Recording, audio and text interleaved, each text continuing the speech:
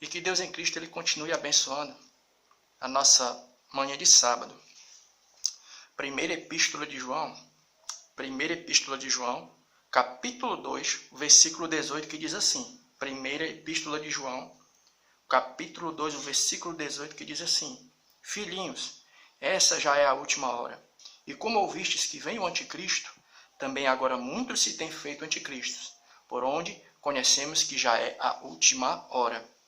Então, a gente entende que as coisas vão acontecer assim. Nós não somos uma autoridade em escatologia, né? Nós sabemos que existem pessoas por aí muito mais capacitadas, pessoas que já estão muito tempo na estrada trabalhando com essa matéria referente à questão da teologia, né?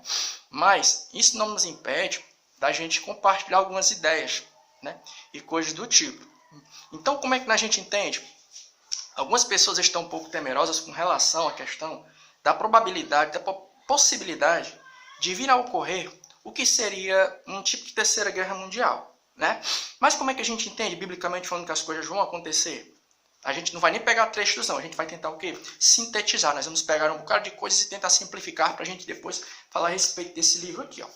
O que acontece? Nós entendemos que vai surgir, as coisas vão acontecer assim. Porque o texto que a gente acabou de ler faz referência à pessoa do espírito do anticristo. Porque o anticristo, como pessoa, no momento, ele não se manifestou ainda. Mas o espírito do anticristo, aquele espírito que opera no sistema, que é contrário a tudo que fala de Jesus Cristo, a mensagem do Evangelho, desde os tempos da igreja primitiva, ele já estava perambulando, né? O espírito em si. Mas não a pessoa do anticristo, como uma pessoa do anticristo de forma pessoal. Ainda não, ainda vai acontecer. Mas o espírito dele já estava perambulando pelo meio da igreja, do sistema desde aqueles dias, né? Então, como é que a gente entende que as coisas vão acontecer, né? Você entende essa questão de tudo aquilo que está acontecendo ali no Oriente Médio, que é que nós entendemos pela palavra, né? E é bacana que quando você pega essas informações e você junta tudo como um quebra-cabeça, tanto com o texto sagrado como também as informações que você vai pegando, noticiários internacionais e coisas do tipo, você vai vendo que a conversa deixa de ser papo de fanático e você é como eu estava até conversando com um amigo um dia desse, né? É bacana que algumas pessoas podem até não acreditar no arrebatamento da igreja, que Jesus vai voltar, mas é inevitável você fazer uma comparação com o texto sagrado e não ver que tudo que está acontecendo com a questão de política internacional, guerras e rumores de guerras, tudo está do jeito que está na Bíblia Sagrada, nos evangelhos, nas cartas de Paulo, no livro do Apocalipse, né? A pessoa pode até não ter na questão do arrebatamento em si, mas vai chegar um momento de tanta pessoa ler o texto sagrado e fazer uma comparação com aquilo que está acontecendo nos noticiários internacionais, não tem como a pessoa não dizer, poxa, realmente está acontecendo mesmo, né? Então como é que a gente entende? Nós entendemos que a gente não está aqui fazendo nomenclatura. Nós não estamos dizendo o anticristo é fulano ou é ciclano. Não, vamos fugir desse pensamento.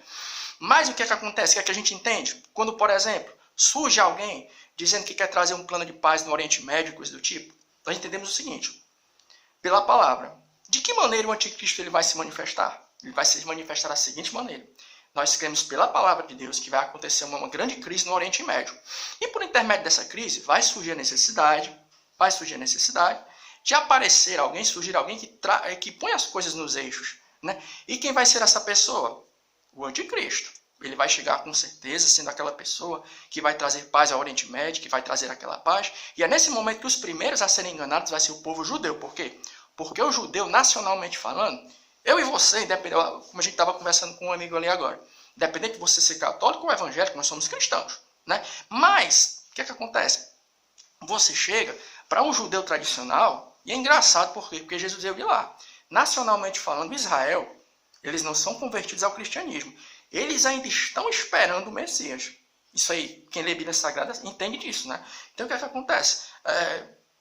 Para eles, Jesus Cristo, ele não era o Cristo. Alguns têm ele como um simples profeta, outros como um agitador, né? E outros, a grande maioria, para ele não era ninguém, ele era um grande farsante. E é nessa brecha que o anticristo vai chegar. Mas a gente estava achando interessante, porque teve uma pessoa numa rede social que disse uma coisa interessante. Tu vê como é que é, né? A pessoa disse assim, ó.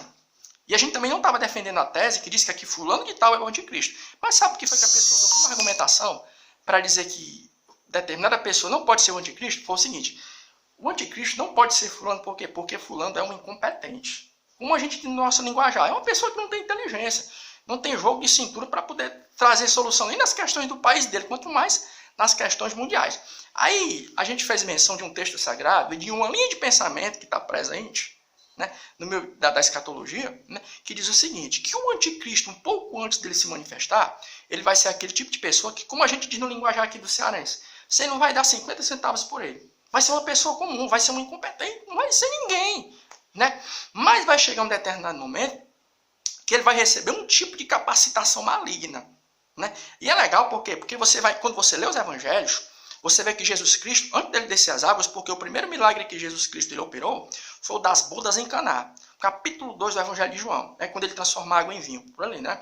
E até então, Jesus Cristo ele era tido como, se é que você me entende, como uma pessoa comum. Mas depois daquele momento, ele passou a operar milagres, quando começou o seu ministério. E a gente entende pela palavra que o diabo ele vive tentando imitar as coisas de Deus. Então, a gente pegou uma linha de pensamento aqui, quem diz que é muito interessante, é um tipo de conjectura, mas a gente não está pecando por estar conjecturando, né, que dá-se a entender o seguinte, que o anticristo ele vai imitar Jesus nesse sentido. Até um determinado momento, ele vai ser uma pessoa comum, uma pessoa que você vai olhar para ele e vai dizer assim, isso aí não tem condição de ser o anticristo.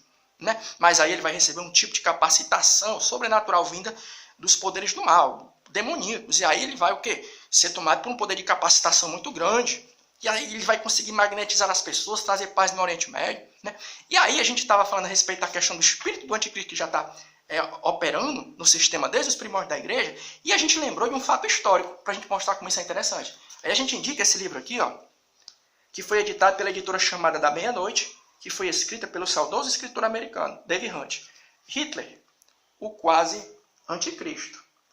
Esse livro ele não é de leitura cansativa não, ó. Ele só tem o quê? 70 páginas. Né? É muito bacana que quando tu lê esse texto aqui todinho, o narrador ele vai afirmar que as pessoas que acompanhavam Hitler diziam que Adolf Hitler, o grande líder alemão, que liderou o eixo nos tempos da Segunda Guerra Mundial, né, que fez todo aquele holocausto judeu, né, trouxe toda aquela dificuldade, ele, humanamente falando, em termos de padrões humanos, ele não era um cara inteligente, não. Mas quando esse cara começava a falar, ele era possuidor de um magnetismo sobrenatural. Ele mexia com as massas. E é legal que em determinado momento desse livro, as pessoas dizem que é como se ele entrasse em um tipo de transe, é como se ele recebesse. E realmente, quando você para fazer uma análise a respeito desse sujeito aqui, ele era envolvido com o ocultismo. Então, por que a gente fez menção dele aqui? É porque ele aqui é mais ou menos um exemplo de que maneira os poderes do mal eles vão operar na vida daquele que vai vir a ser o anticristo. Né? E quando a gente vê todas essas coisas acontecendo, ó, Hitler, o quase anticristo, escrito por Dave Hunt. Recomendo essa leitura, viu? Você que gosta de escatologia. E é muito bacana por quê? Porque esse livro aqui, segundo os historiadores, e você também que entra na internet, você vai notar uma coisa interessante, ó, que esse rapaz aqui ele era envolvido com o ocultismo. Né? E quando ele começava a falar, ele era possuidor de um magnetismo sobrenatural. Você fica vendo naqueles vídeos, alguns até comparam, é como se ele entrasse num tipo de transe, ele se transformasse em outra pessoa. Né? Isso serve para mostrar como um tipo de... Alguns vão dizer que ele é o protótipo do anticristo. Né? Então, a gente recomenda essa leitura. E fica aqui a nossa palavra, né? Porque não foi nenhuma reflexão, foi mais um gancho que a gente pegou para recomendar um livro. Né? Que, mais do que nunca, nós temos que estar atentos para os sinais que estão nos cercando. Não para a gente ficar assim, paranoico, o irmão, o amigo paranoico, não. Mas para a gente ver que realmente tudo aquilo que está na Bíblia Sagrada está se cumprindo. Né? E a gente indica esse livro aqui, ó. Né? Você que gosta de escatologia, gosta de ficar por dentro das coisas concernentes os últimos acontecimentos da Bíblia Sagrada, nos últimos dias, a gente recomenda esse livro aqui. Muito legal. E que Deus em Cristo continue nos abençoando. Em nome de Jesus. Amém.